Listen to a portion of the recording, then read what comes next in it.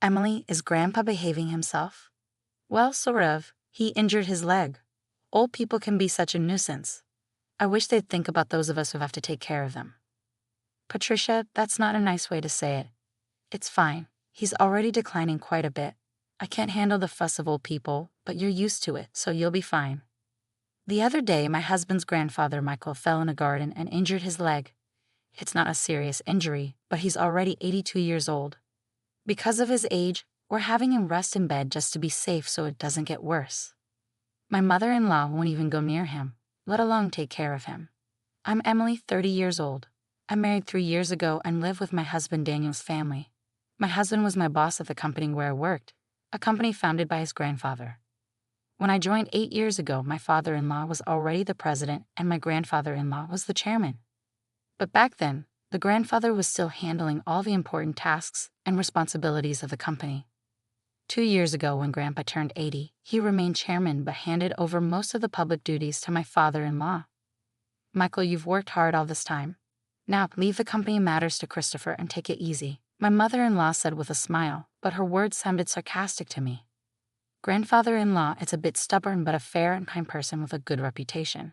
In contrast, my father-in-law seems somewhat immature, never expressing his opinions clearly and utterly unreliable compared to Grandpa. And he always does whatever my mother-in-law says. My grandmother-in-law has already passed away, and I never met her.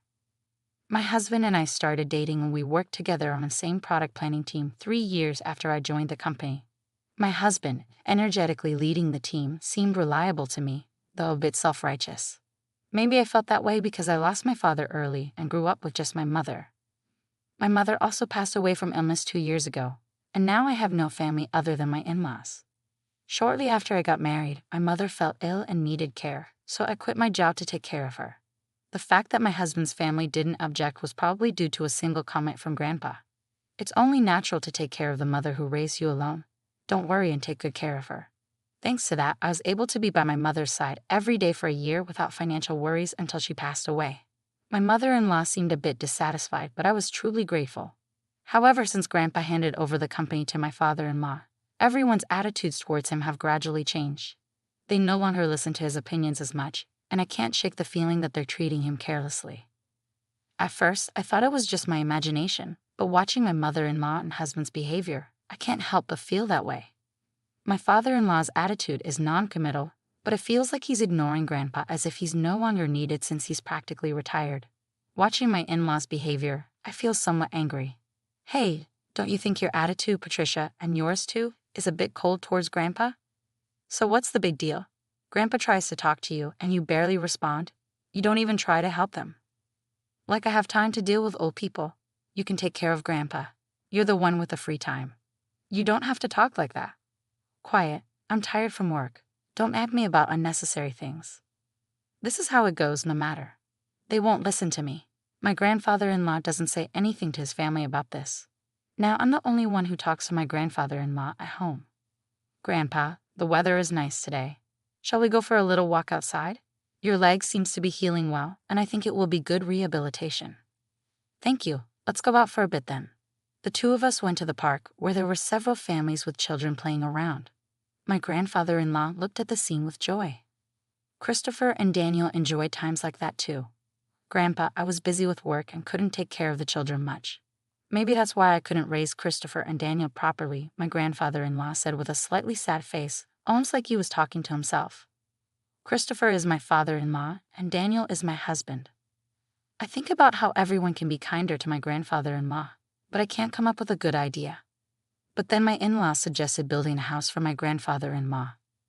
This house is over 50 years old, right? The layout is bad, it's hard to use.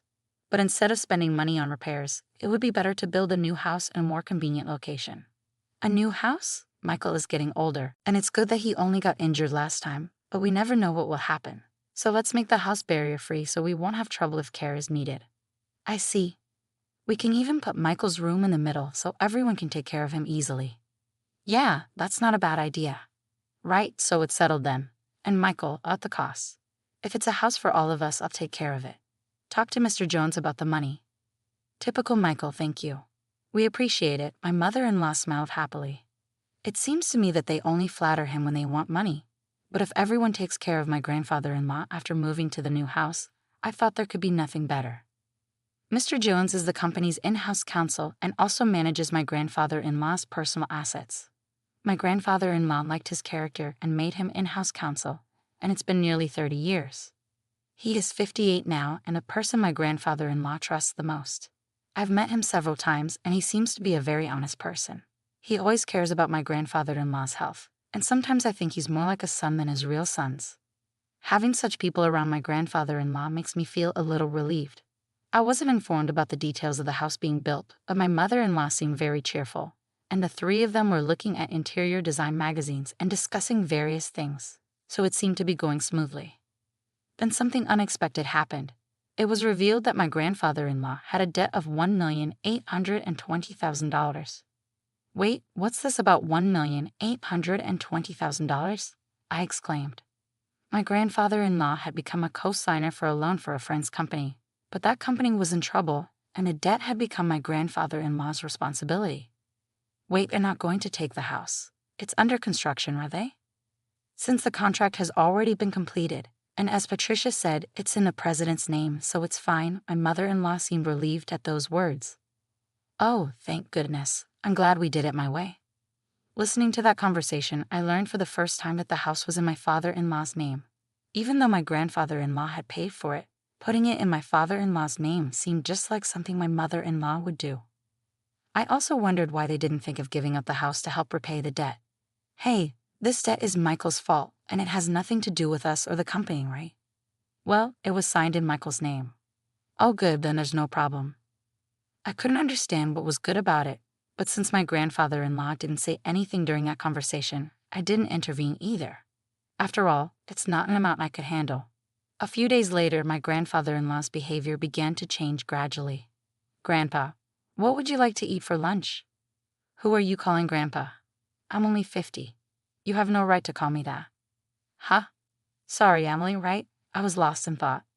At first, I thought he was just deep in thought, and when it happened repeatedly, I began to feel uneasy. Patricia, what are you doing? Where's my meal? Grandpa, I'm Emily. Patricia is your daughter-in-law. You ate your meal earlier. Didn't eat? Are you trying to starve me? I wondered if my grandfather-in-law's condition was triggered by the $1,820,000 debt, and seeing that none of his family members were trying to help him might have been a double shock. I tried to persuade my grandfather-in-law to go to the hospital, but he adamantly refused. He might not want to admit that he could have dementia. I didn't want to force him, but I felt helpless on my own. I consulted my husband, but he simply brushed it off, saying it had nothing to do with him. My mother-in-law wasn't any help either, so I turned to my father-in-law as the only option. Yeah, I heard from Patricia, Daniel. They think it might be dementia. Can you go to the hospital with us? I asked him. But it's not that bad yet, right? If we go to the hospital, others will find out my father has dementia, he responded. There are good medications now that can slow the progression. Well, there's no need to rush. Let's watch him a little longer. Emily is here, so they'll be fine, right? I couldn't help but feel frustrated by their lack of concern. I couldn't depend on them. Grandpa, let's go to the hospital. Let's see you properly examined, I urged. Who are you? Where are you planning to take me? You're up to no good, he retorted. I felt tears welling up, seeing how stubborn my once kind grandfather-in-law had become. But my mother-in-law just laughed, amused. Even if he was the chairman, it's over for him now. But now everything, even the company, is all Christopher's, she remarked casually. Patricia, Grandpa isn't completely unaware. He's listening to everything. He'll forget everything soon. He'll start wandering, dribbling. Just thinking about it gives me chills. He's nothing but a nuisance now, I protested. How can you say that? Grandpa has worked hard for the family all of his life. My mother-in-law's words made me both angry and sad. But my grandfather-in-law just smiled. See, this old man doesn't understand anything, she added, laughing. Patricia, I was furious at my mother-in-law's callousness. But soon the new house would be ready. Perhaps things might change once we move there. Since it's a house that Grandpa built, the family might show some gratitude and be kind to him. I couldn't completely abandon that faint hope. And 2 months later, the house was finally built. For days, I had been compelled to pack my in-laws' and husband's belongings, while my father-in-law's and my own items remained mostly